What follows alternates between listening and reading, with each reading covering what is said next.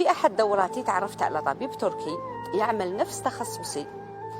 أعجبنا ببعض، تطورت العلاقة، توجت بالزواج، عشنا مع بعض 2 سنين ورزقت بطفل ربي يحفظه. فتحنا أنا وزوجي عيادة تجميل، شارك مع بعض.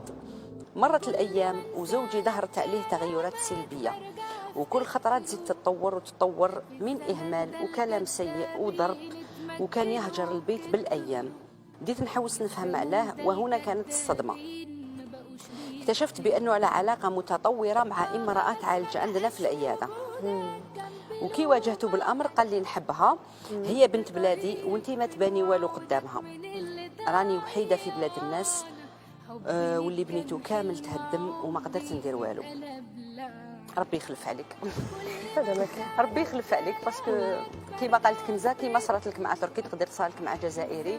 ولهذا انا كاين خطرات مدبيه هي العلاقات، الدراهم ما يدخلوا بين الخاوه، ما يدخلوا بين المراه وراجلها، ما يدخلوا. كي تحبوا ديروا بروجي كل واحد يدير بروجي وحده، صح. كي تحبوا، لانه وين يدخلوا دراهم يفسدوا. وكاين علاقات يعني اكبر من انها تفسد على جال ماديات، وكاين ماديات اكبر من انها تخسر على جال علاقه.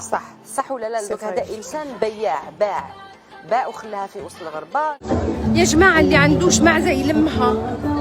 هذه القريه نتاع درب لوسيل، القريه العربيه اللي عاملينها القرى العربيه كلهم حاطين موسيقى وحاطين اغاني وحاطين رقص، لكن شباب رجال فقط يرقصوا الرقص التراثي نتاعهم تاع كل دوله. اتحدى اي واحد يجيب لي في اي قريه عربيه كانت، عمان، الاردن، فلسطين، الامارات، الكويت، اي دوله، البنات قاعدين يرقصوا، السودان، كلهم الا احنا. يا بنتي ترقص ومش حشمانه. وكي هدرت معاها قالت لي على بالي بحتى واحد، انا اللي عندوش معزه يلمها. يو على بالك بالسيف عليك، لانه راهم يقولوا جزيريات، راهم يقولوا بنات الجزائر. حشومه، اقسم بالله حشومه.